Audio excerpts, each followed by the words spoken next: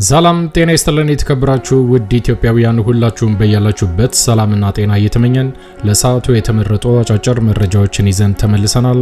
አዘጋጅና አቅራቢ ቶፕ ሚዲያ ነው። እስከ ፍጻሜው አብረን እንቆይ።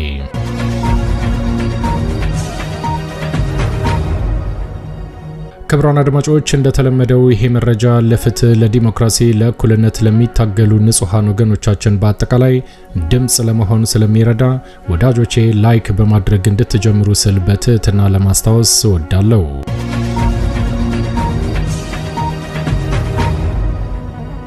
ውድ ኢትዮጵያውያን አሁን ይዤላችሁ የቀረብኩት መረጃ አጫጭር መረጃዎች ናቸው። የመጀመሪያው መረጃ የአሰብ ወደብን በተመለከተ የአብይ አህመድ አገዛዝ ለአንድ ሰሞን አጀንዳ መፍጠሪያ ብቻ በተጠቀመው ፕሮፓጋንዳ ኢትዮጵያ ለዘላለም የአሰብ ወደብን በተመለከተ ድርሽ እንዳትል የሚያደርግ መርዶ ከወደ ግብጽ ተሰምቷል። ይህንን በተመለከተ የምታዳምጡት ይዘናል።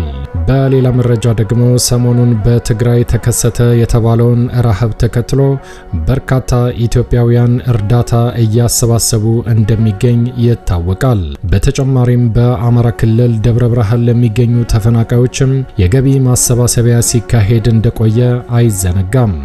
ይህንን በተመለከተ የፌዴራል ፖሊስ እጅግ በጣም አስገራሚ መግለጫ ሰጥቷል።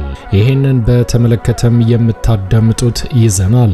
በሌላ መረጃ ደግሞ በአማራ ክልል በተለያዩ ግንባሮች ላይ ተጠናክሮ የቀጠለው ወታደራዊ እንቅስቃሴ ዛሬም በተለያዩ አካባቢዎች ላይ ፋኖ በሚወስደው የሽምቅና የደፈጣ እርምጃ ተጠናክሮ ቀጥሏል።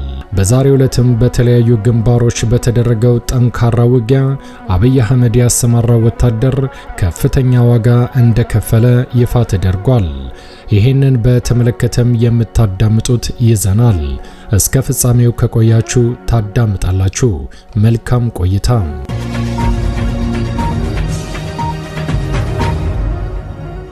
ውድ ኢትዮጵያውያን ቀዳሚ ወዳደረኩት መረጃ ሳልፍ እርዳታን በተመለከተ የአብይ አህመድ አገዛዝ ዛሬም አስገራሚ ውሳኔዎቹን እያሰማን ቀጥሏል።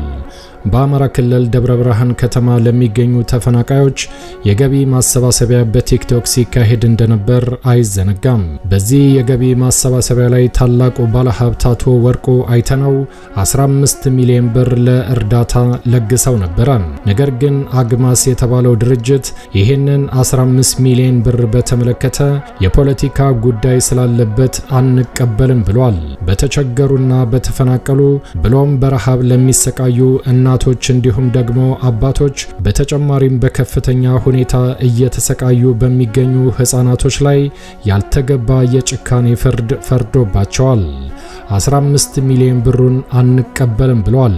ይህ በእንዲህ እንዳለ ታላቁ ባለሀብት አቶ ወርቁ አይተነው ድጋፉን በተመለከተ ወዲያውኑ አዲስ ነገር አሰምተዋል። ድጋፉን ቃል ስለገባው በሌላ በኩል ለተረጂዎች ይደርሳል ብለዋል። የተከበሩና ታላቁ ባለሀብት አቶ ወርቁ አይተነው አስቸኳይ ምላሽ ሰጥተዋል። በትላንትናው ምሽት በተደረገው በደብረ ብርሃን መጠለያ ጣቢያ ለሚገኙ ወገኖቻችን በቲክቶክ በሚደረግ የድጋፍ ማሰባሰቢያ ፕሮግራም ላይ 15 ሚሊዮን ብር ለመለገስ ቃል የገባው ሲሆን ድጋፉን በአግማስ ኢትዮጵያ በኩል አግማስ ኢትዮጵያ ቻሪቲ ኦርጋናይዜሽን ለመስጠት ወስኜ ነበር ብለዋል ባለሀብቱ አቶ ወርቁ አይተነው። ነገር ግን በአግማስ ኢትዮጵያ የበጎ አድራጎት ድርጅት በኩል የወጣ መግለጫን ተመልክቻለሁ። ለፖለቲካ እንጂ ለእርዳታ አይደለም የለገሰው ብለዋል። ገንዘቡንም አንቀበልም በማለታቸው እያዘንኩኝ ቃል የገባሁትን 15 ሚሊዮን ብር ለታቀደውና ቃል ለገባሁለት ዓላማ በደብረ ብርሃን መጠለያ ጣቢያ ለሚገኙ ወገኖቻችን ድጋፉን በሌላ በኩል የማደርስ መሆኑን ለማሳወቅ እወዳለሁ ብለዋል። ማጠቃለያ አግማስ ኢትዮጵያ የኔን ድጋፍ ለፖለቲካ ዓላማ ነው በእኛ በኩል የመጣው ብለው አስበው ከሆነ በትልቁ ተሳስተዋል። ለፖለቲካ ማዋል ብፈልግ ኖሮ ሺህ መንገዶች ነበሩ። እኔ ግን በሴራ ፖለቲካ ከቀየውና ከርስቱ ተፈናቅሎ ፍዳውን የሚበላው መከረኛው የአማራ ሕዝብ ለፖለቲካ ጥቅም የማውል ተራ ሰው አይደለም ብለዋል። የተከበሩና ታላቁ ባለሀብት አቶ ወርቁ አይተነው ማምሻውን በሰጡት አስቸኳይ መግለጫ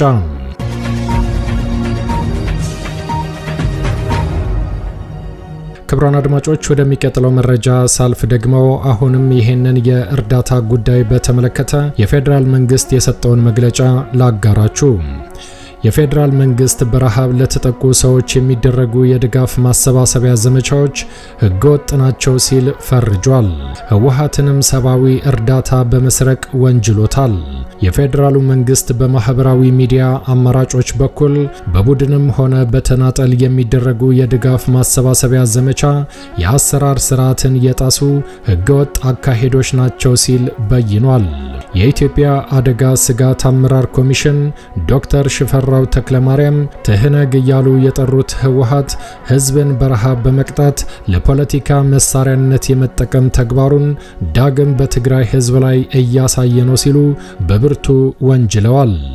የትህነግ ቡድን እያሉ የጠሩት ህወሓት የፌዴራል መንግስት በትግራይ ክልል በመጠለያ ማዕከላትና በልማታዊ ሴፍቲኔት መርሃ ግብር የሚያቀርበውን ሰብአዊ ድጋፍ ለተፈለገው ዓላማ እንዳይውል እያደረገ እንደሚገኝ የጠቀሱት ኮሚሽነሩ የሰሞኑ የህጻጽ መጠለያ ጣቢያ ማስረጃ እንደሆነ አስረግጠው ተናግረዋል። ህወሓት ይህን ያደርግበታል ያሉትን ምክንያትም አስረድተዋል። እሱም በትግራይ ክልል በመጠለያ ጣቢያዎች ለሚገኙ ወገኖች የሚቀርበውን ሰብአዊ ድጋፍ በመንጠቅ ድራማዊ ፕሮፓጋንዳ ማስተጋባት መሆኑን አመልክተዋል። ዓለም አቀፉ ማህበረሰብም የፌዴራል መንግስት በግልጽ መረጃና ማስረጃ የሚልከውን ሰብአዊ ድጋፍ የት እንደገባ መጠየቅ አለበት ያሉት ዶክተር ሽፈራው በቡድኑ የሐሰት ፕሮፓጋንዳ መደናገር እንደሌለበትም አስጠንቅቀዋል።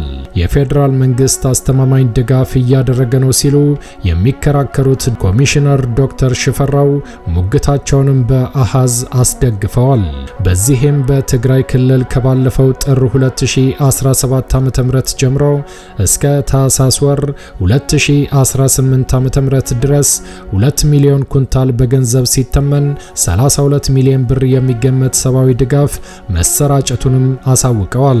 ይሁንና ህወሓት በትግራይ ክልል ሰብአዊ ድጋፉ ተደራሽ እንዳይሆን በማስተጓጎል ድጋፉን ከችግረኛ ዜጎች በመንጠቅ ዳግም የህዝብ ጠላትነቱን እያረጋገጠ እንደሚገኝም አጽንኦት በመስጠት ጠቅሰው ኮንነዋል።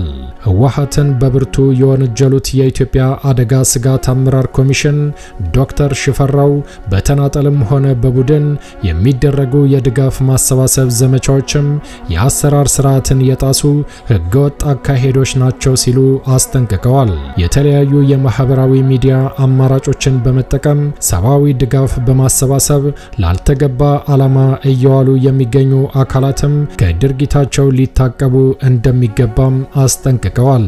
ይህ በእንዲህ እንዳለ ይህንን የፌዴራል ውሳኔ በተመለከተ በርካታ ኢትዮጵያውያን በረሃብ ላይ የሚቀልድና የሚጨክን አረመኔ መንግስት በማለትም መነጋገራቸውን ቀጥለውበታል።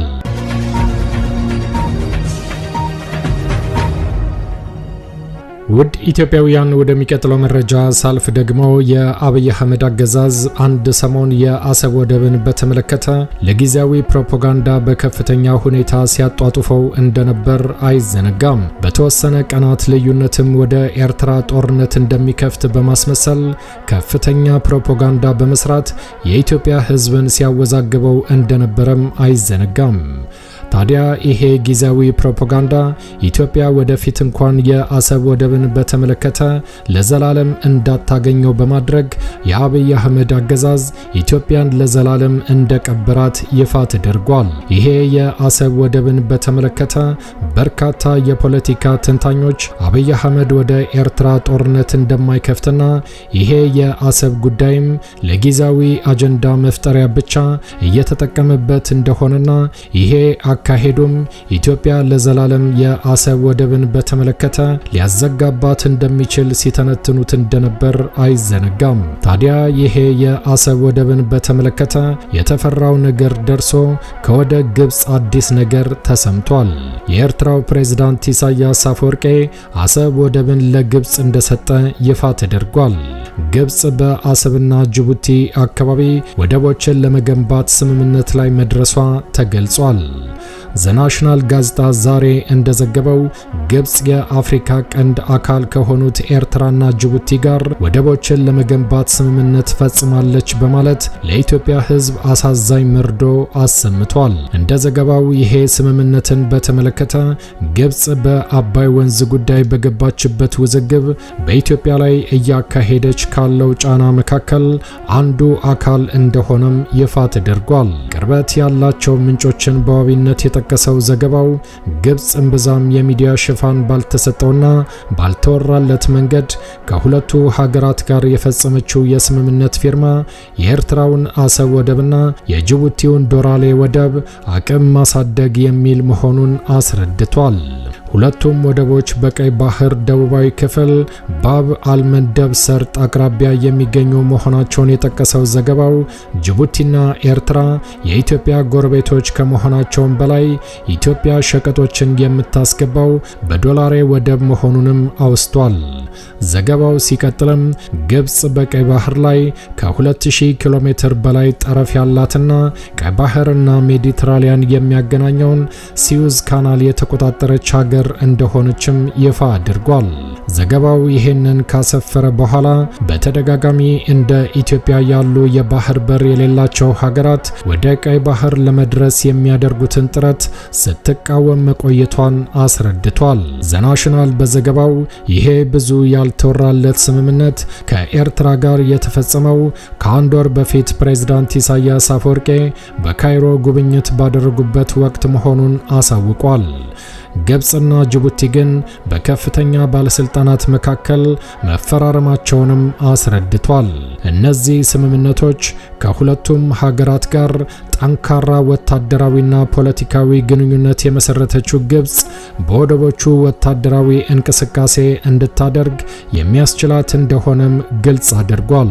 የዘገባው ምንጭን ሲናገሩ ይሄ ስምምነት በሁለቱ ወደቦች ላይ እያደረግነው ያለውን ወታደራዊ እንቅስቃሴ ሕጋዊ መሰረት እንዲኖረው ያስችለናል ማለታቸውንም ከዘገባው ላይ ተመልክተናል። አብይ አህመድ የተባለው የኢትዮጵያ ጠቅላይ ሚኒስትር ኢትዮጵያ ሀገራችን ለዘላለም የአሰብ ወደብንም ሆነ በሌላ አቅጣጫ በድርድርና በሰጥቶ መቀበል ልታገኝ የምትችላቸውን ወደቦች በአጠቃላይ በአጉል ፕሮፓጋንዳ አስቀርቶባታል።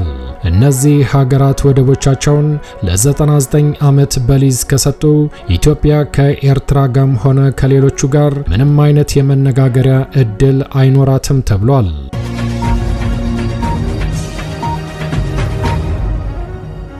ውድ ኢትዮጵያውያን ወደሚቀጥለው መረጃ ሳልፍ ደግሞ በአማራ ክልል በተለያዩ ግንባሮች ላይ ዛሬም ተጠናክሮ የቀጠለው ወታደራዊ እንቅስቃሴ የአማራ ፋኖ በተለያዩ ግንባሮች ላይ በሚወስደው የሽምቅና የደፈጣ እርምጃ አብይ አህመድ ባሰማራው በርካታ ወታደሮች ላይ ዛሬም ከፍተኛ ጉዳት መድረሱ ተጠናክሮ ቀጥሏል።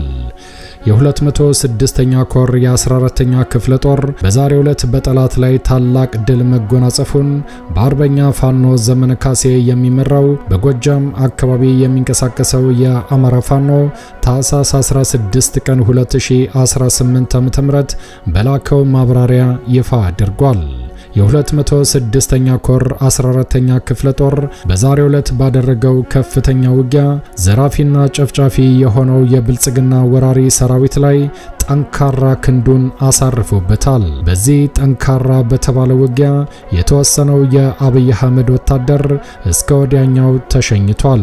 በተጨማሪም ከሞት የተረፈው ግብስብስ ሰራዊቱን በመያዝ ወደ ማርዘነብ ታዳጊ ከተማ ሲቅበዘበዝ ጀግኖቹ የ14ኛው ክፍለ ጦር የሰራዊት አባላት ማለትም የአንበሳ ደብሎቹ የቀስተ ደመና ሻለቃ ፋኖች፣ ነበልባሎቹ ክፍለ ጦር ኮማንዶችና የክፍለ ጦሩ ምርጥ ጦር አባላት እጅግ በጣም በሚያስገርም ሁኔታ በከፈቱበት የሽምቅና የደፈጣ እርምጃ ከፍተኛ የበላይነት ተቀናጅተዋል። በዚህ አካባቢ ሌሊቱን በመግባትም ጠላትን በእሳት ሰይፋቸው ሲቀስፉት አርፍደዋል። አብይ አህመድና ብርሃኑ ጁላ ያሰማሩት ወታደር በዙ 23 የታገዘ ውጊያ ቢያደርግም በጀግኖቹ የፋኖ ሰራዊት አባላት የደፈጣና የሽምቅ እርምጃቸው የበላይነት የታየበት ሲሆን በጠላት ላይ በርካታ ኪሳራ አድርሰውበታል።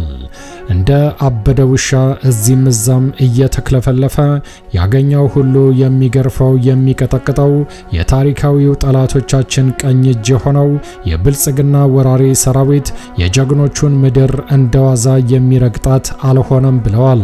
ስም አጠራሩ የጠላትን ልብ በሚያርበደብደውና ብልት ለይቶ በሚመታው ጀግናው ሰራዊታችን የእሳት በትር እየተገረፈ ምድሪቷ ገሃነብ ሆናበት እንደ እሳት ራት እርር ኩምትር እያለ በየጢሻው እንደቀረም አረጋግጠዋል።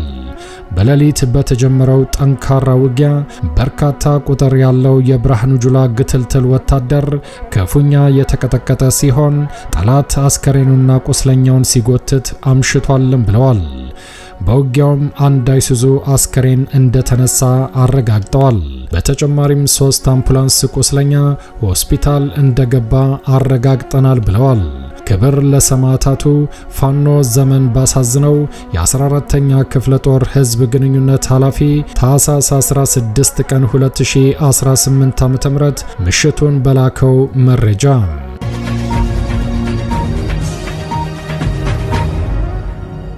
ክብራን አድማጮች ወደሚቀጥለው መረጃ ሳልፍ ደግሞ አፋብኃ ቴዎድሮስ 109ኛ ኮር 99ኛ ክፍለ ጦር የጠላት ኃይልን እየደመሰሰው ይገኛል ብሏል።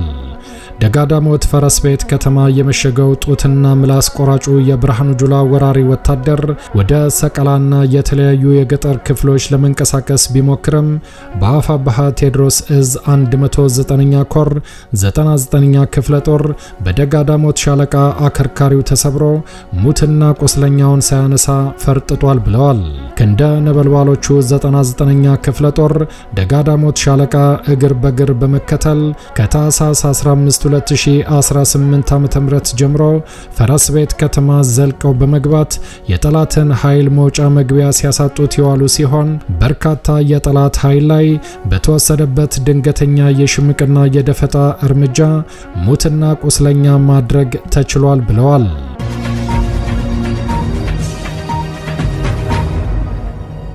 በተጨማሪም በሌላ አቅጣጫ ወንበር አስጠባቂው የብርሃኑ ጁላ ወታደር በደፈጣ ተመቷል ብለዋል። ታኅሳስ 16 2018 ዓ.ም አፋብኃ ምስራቅ አማራ ቴዎድሮስ እዝ 105ኛ ኮር የ55ኛ ክፍለ ጦር ተወርዋሪ ኮማንዶ ኃይል አረመኔ ሰራዊቱ ላይ የተሳካ የደፈጣ ጥቃት ፈጽሟል።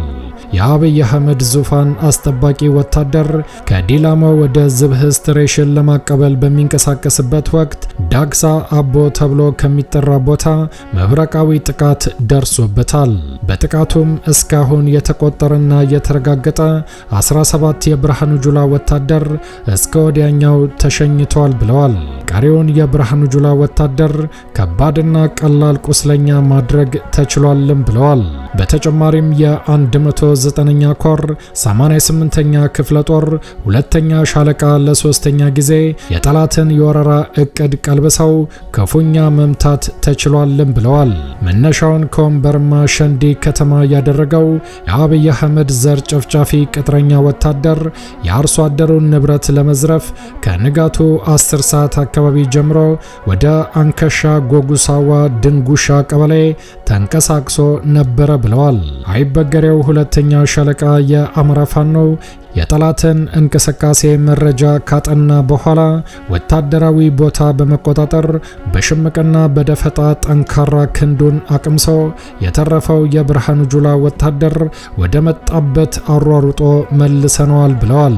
የአርሶ አደር ወገናችንን ንብረት ለመዝረፍ የቋመጠው የጠላት ኃይል ለሶስተኛ ጊዜ የተነኮሰ ሲሆን ዛሬም እንደ በፊቱ ጠንካራና የማያዳግም እርምጃ ተወስዶበታል።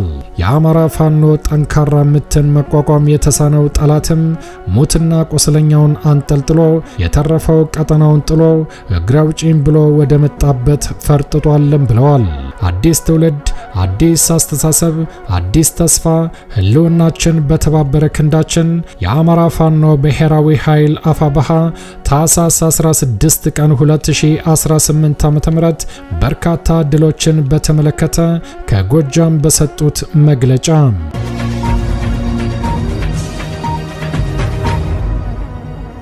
የተከበራችሁ ክቡራን አድማጮች ለሰዓቱ ያዘጋጀነው አጫጭር መረጃ ይሄን ይመስል ነበር። እንደ ወትሮ ለማስታወስ እንወዳለን ለቻናሉ አዲስ ከሆናችሁ ሰብስክራይብ በማድረግ የደወል ምልክቷን በመጫን ፈጣንና ታማኝ መረጃዎችን መከታተል ይችላሉ። አዘጋጅና አቅራቢ ቶፕ ሚዲያ ነበር። በሌሎች አጫጭር መረጃዎች እስከምንገናኝ ቸር ያሰማን። ኢትዮጵያ ለዘላለም ትኑር። ዘረኝነት ይውደም።